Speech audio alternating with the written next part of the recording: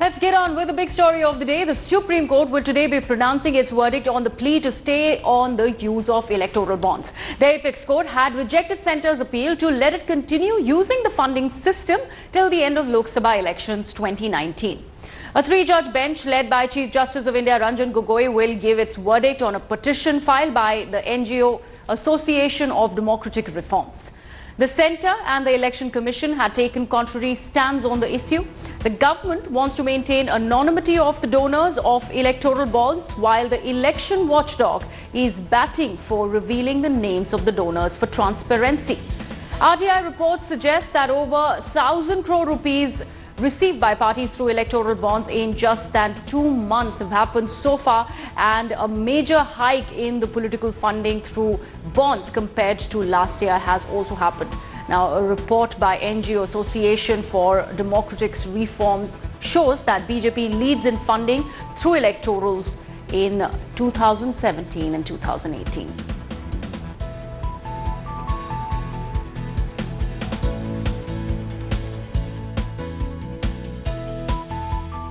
The world's largest democratic exercise, and probably it's the most expensive. A year ago, India moved to overhaul campaign financing. The Modi government notified electoral bonds in January 2018. An innovative instrument designed to detect the money flowing through India's political arteries. This will be cleaner money coming from the donor, cleaner money coming into the hands of a political party. We would have cleansed the whole substantially the whole process, and there would be a significant amount of transparency. Today there is nil transparency when a cash is given. The source of the money is not known, the donor is not known, where it is spent it is not known. A year later though, the scheme has been found to have benefited the ruling BJP most. An RTI report from the State Bank of India, the sole supplier of electoral bonds, shows how electoral bonds have fared since their launch. A surge of 62% since 2018. More than 1,700 crores of electoral bonds sold in January and March alone. The Association for Democratic Reforms has dived deep.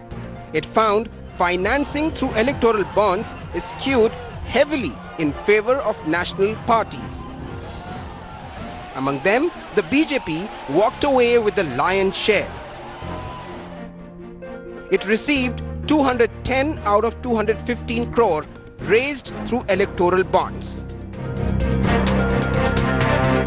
Regional political groups are alarmed. As a level playing field, what happens to smaller political parties like ours, the JDU, where large amounts of money, ostensibly sanitized and legally, are flowing to the larger parties through the electoral bond scheme, and it therefore skews up the level playing field. Anonymous donors can buy electoral bonds for up to rupees 1 crore from the SBI to make donations to preferred political parties. The scheme has left the watchdogs worried. It is not a question about equal funding. It's a question about who is funding. If the people of India, all the voters fund the BJP or any political party, that is welcome, because that's what the people want. The trouble is when a few very wealthy individuals or corporates, or God only knows now after electoral bonds who is funding them, then the government will work for the benefit of those who are funding them and not for the benefit of the people. And so that is a big threat to Indian democracy.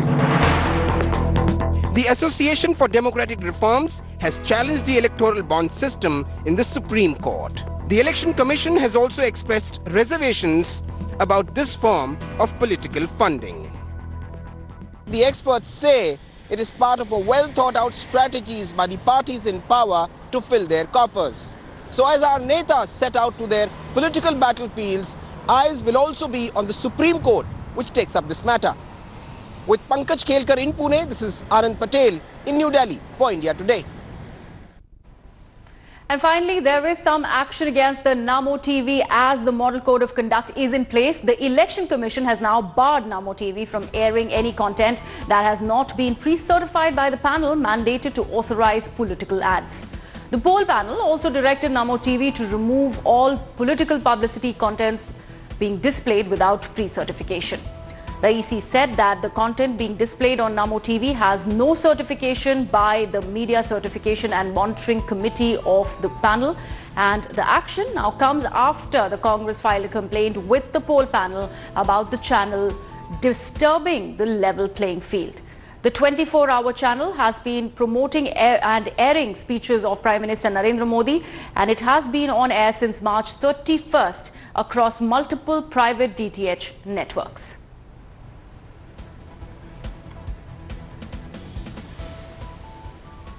Shifting focus now to Andhra Pradesh, and violence marred Andhra Pradesh's first simultaneous polls since bifurcation, as voting for 175 assembly seats and 25 parliamentary seats were held in Andhra Pradesh. TDP and YSR Congress cadre clashed in Guntur and Anantapur. One TDP leader, in fact, was also killed in the violence. Chief Minister Chandrababu Naidu has complained to the Election Commission now. Take a look at this full report. For the first time since its bifurcation, Andhra Pradesh witnessed simultaneous polls marred by severe violence.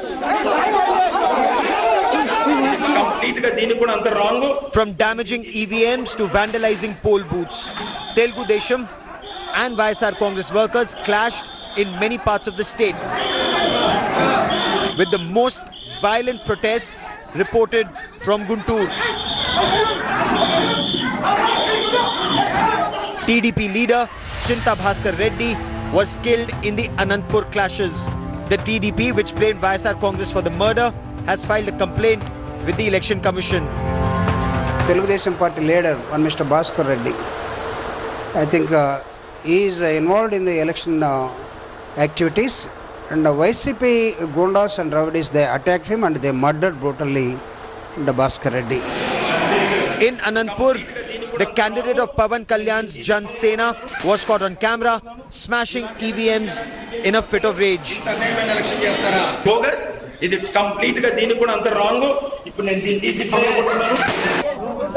The day started with the two claimants to the throne, Chandrababu Naidu and Jagan Mohan Reddy, casting their vote around 8 in the morning, amidst reports of EVM glitches.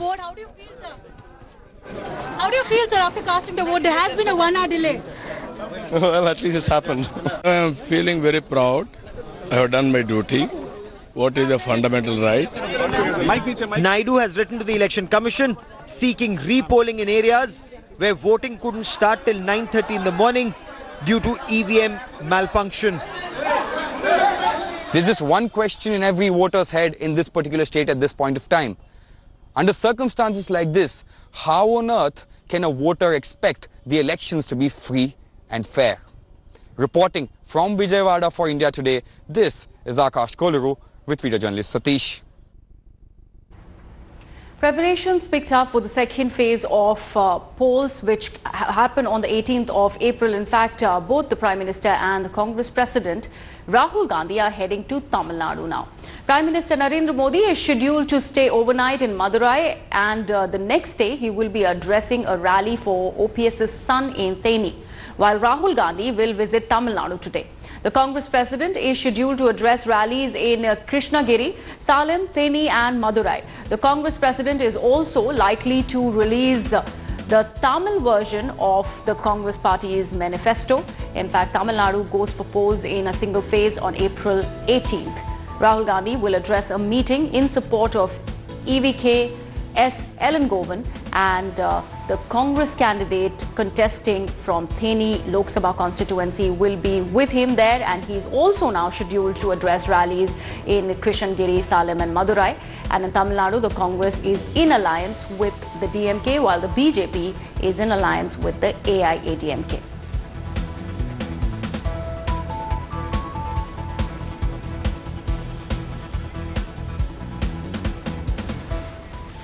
In the Agusta Westland VVIP chopper case, Delhi's Patiala House Court will today be hearing the allegations over the alleged media leak of the supplementary charge sheet. The Enforcement Directorate had filed a status report in a sealed cover, in fact, which reportedly includes some call record details and video footage.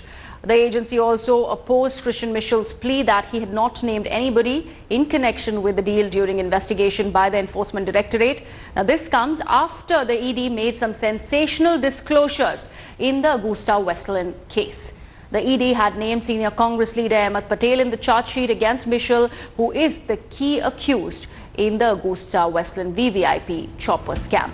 In fact, the ED claimed that that AP in Congress is in fact Congress leader Ahmed Patel, while FAM is used, that is in fact being used in Michel's budget sheet, refers to family. In fact, the Enforcement Directorate also claims that this has been mentioned by alleged middleman Christian Michel, and Patel in the past has denied any wrongdoing in the case.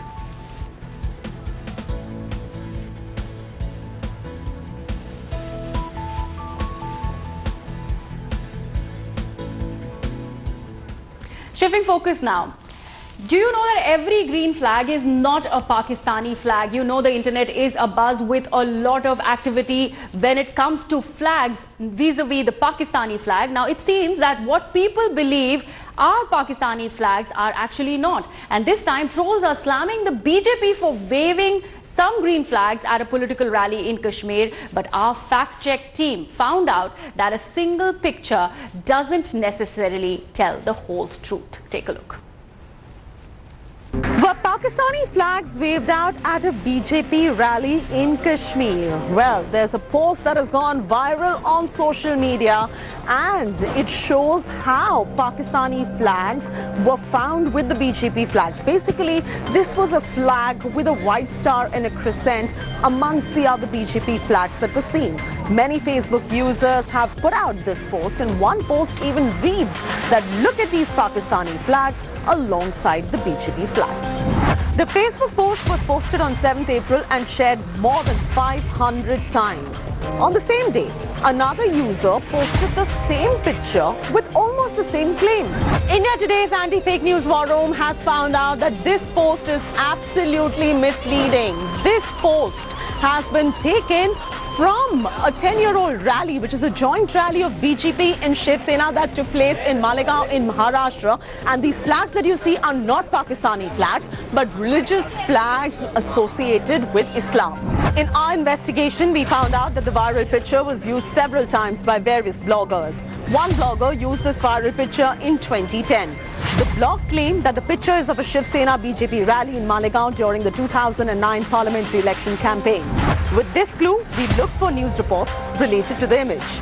We found out on October 2009, a website reported about this event from Malegaon. The report said that the Shiv Sena and BJP had organized an election rally for Dadaji Dagdu Bhuse, the alliance candidate in Malegaon Outer Assembly constituency, at College Ground in Malegaon camp. It is also said that the green flags resembling Pakistani flags surprised everyone. Since there were no mainstream reports that were available on this particular issue that was reported, we ended up speaking to Bhuse. Bhuse happens to now be a sitting MLA from the Malegaon Outer constituency and also for the Minister of State for Rural Development as well. Bhuse said that majority of people in his constituency are Muslims, so it is very fair that a lot of Muslim population bring flags that are associated with the religion of Islam at his rally alongside the BJP and the Shiv Sena flags as well. A few days ago, social media was abuzz with a similar claim that Pakistani flags were waved in Rahul Gandhi's rally in Kerala's Wayanad, the second seat the Congress president is contesting from. India Today anti-fake news war room has debunked this claim, confirming that the green flags were of Congress ally, Indian Union Muslim League, and not of Pakistan. India Today anti-fake news war room had earlier done a story explaining to you the difference between a Pakistani flag and a religious flag associated with the religion of Islam. As far as the flags which are associated with the religion of Islam are concerned, they are on a green background with a white star and a crescent also with them. The Pakistani flag again is in a green background with a crescent, a white star, but the only difference is that it has a white band on the left-hand side of this flag. Hence, all the claims saying that there are Pakistani flags being waved out at the Bharatiya Janata Party rally, or for that matter, the Congress rally in Wayanad, are absolutely false. We urge you to not believe any of them.